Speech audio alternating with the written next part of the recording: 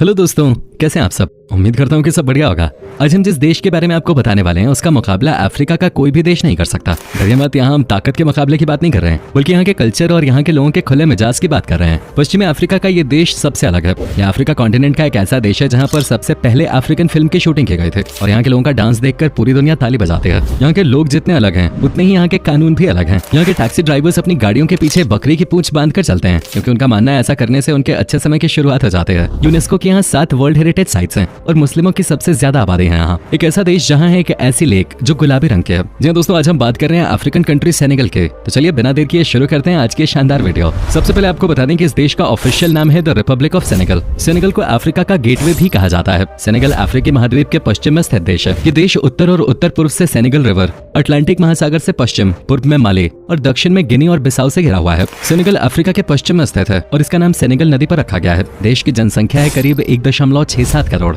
Senegal की राजधानी डकार है। डकार सेनेगल की राजधानी होने के साथ देश का सबसे बड़ा शहर भी है। बता दें कि डकार को पेरिस ऑफ अफ्रीका भी कहा जाता है। सेनेगल की कुल आबादी का 30% हिस्सा इसी शहर में रहता है। ऐसा इसलिए क्योंकि यहाँ के लोगों को सबसे ज्यादा रोजगार इसी शहर में मिलता है। डकार में कई तरह की फैक्ट्रीज हैं जहाँ पर लोग काम करते हैं और अपना घर चलाते हैं। डकार इस देश की राजधानी तो है ही, लेकिन साथ ही ये शहर हर मायनों में सबसे अलग है। यह हाई टेम्पो शहर कलाकारों और संगीतकारों से भरा हुआ है। डकार की सड़कों पर लोग फैशन को काफी फॉलो करते नजर आते हैं और ये फैशन स्टाइल सेनेगल की पहचान माना जाता है। सेनेगल वैसे तो सरकारी तौर पे सेक्युलर देश है, लेकिन यहाँ एक धर्म को लेकर काफी ज्यादा राजनीति देखने को मिलती है। फ्रेंच इस देश की ऑफिशियल भाषा है। 1958 में जब सेनेगल ने स्वतंत्रता हासिल की थी तभी से फ्रेंच भाषा यहाँ की ऑफिशियल लैंग्वेज मानी जाने लगी। सेनेगल में बोली जाने वाली अन्य भाषाएं जनजाति या स्थान पर निर्भर करती हैं। वहीं वोलोफ देश की राजधानी डकार में व्यापक रूप से सबसे ज्यादा उपयोग की जाती है। इसके अलावा कसमांसे रीजन में जोला सबसे ज्यादा बोली जाने वाली भाषा है। सेनेगल की इकोनॉमी कृषि सेक्टर पर ज्यादा निर्भर है। कृषि के अलावा मछली, फॉस्फेट, मूंगफली, पर्यटन और सेवाओं से भी इस देश की इकोनॉमी चलती है। बता दें कि सेनेगल अफ्रीका में सबसे डेवलप्ड टूरिस्ट कंट्री माना जाता है। सेनेगल के लोग बहुत ही आर्टिस्टिक होते हैं। यहाँ पर एक स्पेशल तरह की पेंटिंग बनाई जाती है जिसका नाम है फायर पेंटिंग, जो लाखों रुपए में बिकती है। आपको बता दूं कि इस पेंटिंग को आग से बनाया जाता है और ये कमाल का दिखता है।